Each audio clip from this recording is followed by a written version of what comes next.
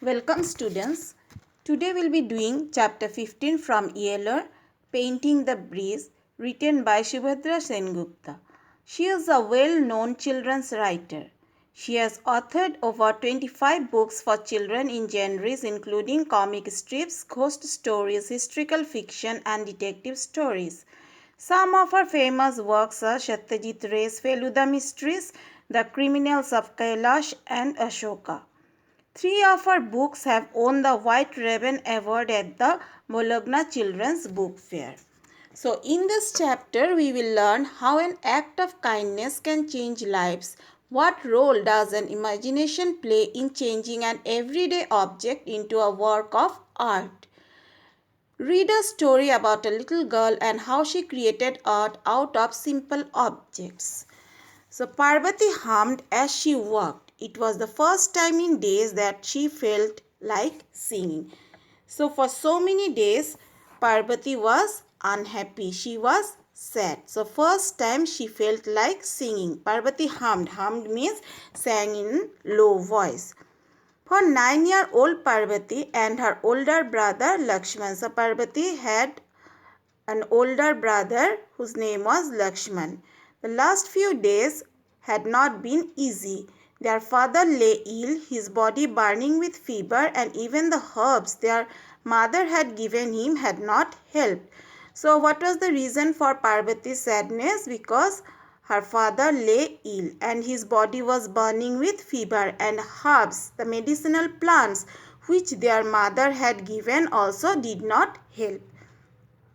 The money had finished first. Soon there was little rice and the dal left in the kitchen, and unless they did something they would have nothing to eat. As their father lay ill, so he could not do anything. So by that time the money had finished and there was little rice and dal left in the kitchen, and unless they did something they would have nothing to eat. Now the responsibility came to Lakshman and Parvati, and their father was just a potter. Potter means what? Those who make clay pots. Was not a rich man at all.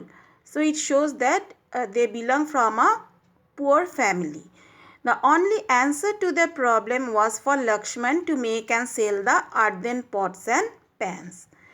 He had been working with his father since he was a child, but he had never worked alone before. So he helped his father. He had been working with his father, but he he never worked alone before. So their mother said that she would help them with the potter's wheel and firing the kiln to bake the pots. So their mother suggested them that she would help them in making the pots. So Lakshman and Parvati had walked out of the gates of their city of Patliputra at dawn. Dawn means early morning. They moved out of the gates of the city of Patliputra. On the way, they came to a palace where the oil lamps placed in the niches of the tall wooden gates were dying and the watchmen dozing over their spears. So what did they see? They set out early in the morning. Early morning they set out. So the oil lamps placed in the niches. So the oil lamp placed in the niches. Niches means slots. A long narrow opening into which something may be inserted. So the oil lamps were placed in the niches of the tall wooden gates were dying and the watchmen dozing over their spears. So dozing means they were sleepy because whole night they were awake. And spears means a weapon with a pointed metal tip and a long shaft. By the banks of the Ganga river, they had collected the soft brown river clay and carried it back in their baskets. So from the banks of the Ganga river, what did they collect? Soft brown clay and carried it back in their baskets to make pots.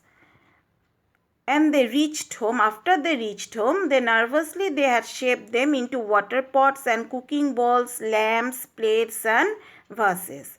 So many broke, some of were out of shape. They could not give shape because they are making for the first time.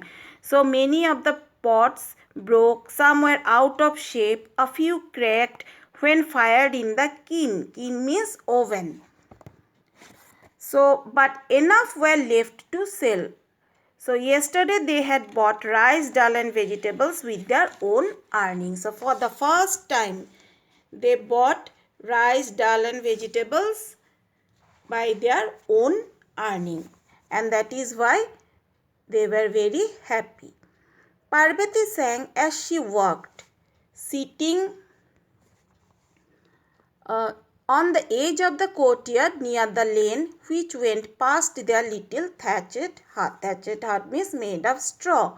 So she was sitting, she was singing while she was working on the edge of the courtyard, at the end of the courtyard near the lane. Nobody had asked her to paint the pots, but she knew that the painted pots sold better. You could even ask a few copper panna coins more for them and people would pay. So nobody had asked Parvati to paint the pots, but she knew that the painted pots sold better. So people could pay more for painted pots instead of simple pots. All she had were the colors black and white that she had made herself. So she had only two colors, black and white, and that also she made by herself. She had collected the soot from the lamps in the house and added oil to create black. So she had collected the soot from the lamps. So, what is the meaning of soot? A black powdery substance produced when the lamp is burning, or you can say the black thing which is deposited when the lamp is burning. So she collected the soot and added oil to create black color. Then how did she make white color? She had ground some pieces of lime and mixed it with water and made the white. Her brushes were twists of cotton, and with this she drew her dreams. Means imagination. What did she imagine? She started painting in that way. Everyone drew squares, triangles, straight and wavy lines. But Parvati dipped the cotton into the white and thought, I don't want to draw just lines. So everyone, they drew squares, triangles, straight, the common thing. But what did she want? She did not want to draw just lines. She wanted to paint something different. So what she was imagining? She looked up at the sky and the clouds, cotton wool white after the rains, and she drew a row of them around the pot, curving and floating around like the smiles of the sky. So she looked up at the sky and the clouds and she drew that only, like the floating clouds.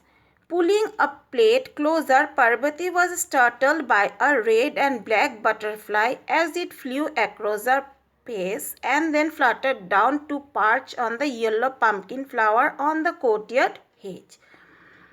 So suddenly she saw a red and black butterfly as it flew across her face. And Parvati drew the deep tilted carved wings of the butterfly like a border around the plate. So she drew in that way only the curved wings of the butterfly like a border around the plate. So whatever she saw in front of her, she started drawing that only.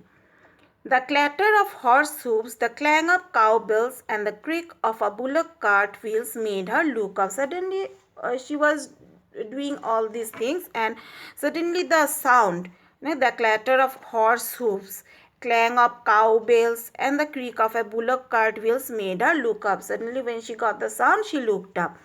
So, down the dusty lane, full of dusty lane, a bullock cart came swaying. What made her sit up and watch was the rich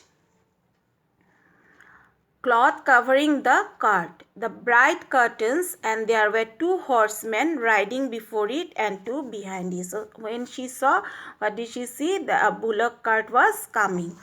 And what made her sit up and watch was the rich cloth covering the cart. The rich cloth It was covering the cart. The bright curtains were there, and there were two horsemen riding before it and two horsemen behind the cart.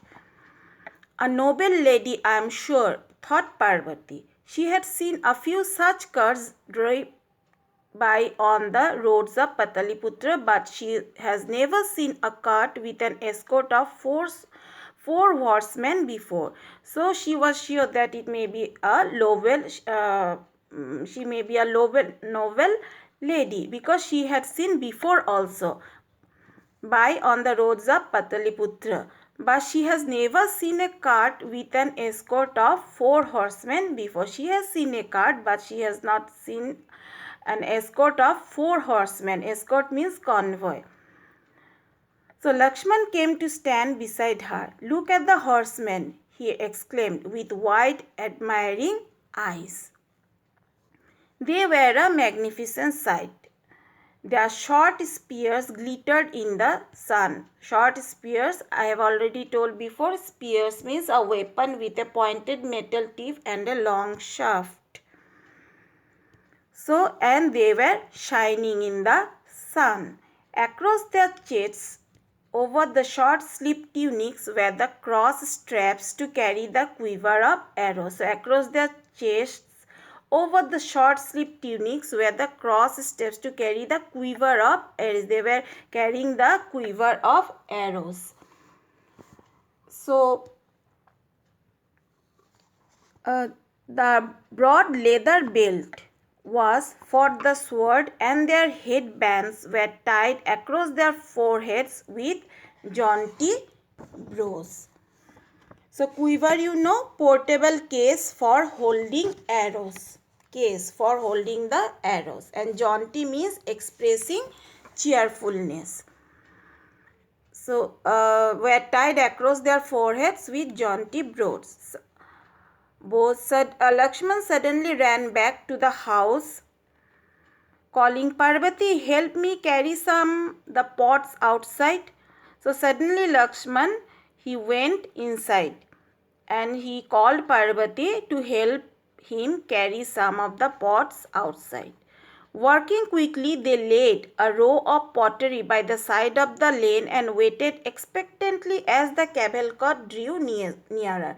So, when they saw the cart was coming nearby, so they suddenly laid a row of pottery by the side of the lane and waited as the cavalcade drew nearer, means convoy. Cavalcade means also convoy. Then Lakshman began to shout, "Pottery, O noble lady, come and see our pottery." So Lakshman, what did he say? He just began to shout, "Pottery, O noble lady, come and see our pottery." Parvati joined in. "Vases, incense holders, lamps, the best pottery in Pataliputra, O noble lady." So Parvati also joined along with her brother. Holding up the pottery, dancing with excitement, they made a huge din. Suddenly one of the horsemen rode up to them, lowered an angry moustached face and glared, "Quiet, you impertinent fools." So suddenly one of the horsemen, and how did he look? He had a angry look with angry moustached face and glared, "Quiet." And he shouted at Lakshman and Parvati. Okay, he shouted at Lakshman and, "Quiet, you impertinent fools." Impertinent means insolent, rude. "Impertinent fools, don't you know who is in that cart?" So he shouted, and what did he say? He said rudely that, "Don't you know who is in that cart?" "No," said Lakshman. "And how do you know the noble lady does not want to buy our pots?" So Lakshman said to that horseman that, "How do you know that the noble lady, she doesn't want to buy our pots? How do you know?" "Shut up," growled the soldier. "You move back now, or I will let my horse walk all over your pots and smash them to bits." So again, what did he say? The horseman, he told Lakshman and Parvati to move back. Otherwise, he would let his horse walk all over their pots and smash them to bits. I hope you have understood it. So this much for today, children. Next part of the chapter I will be explaining tomorrow. Thank you, children.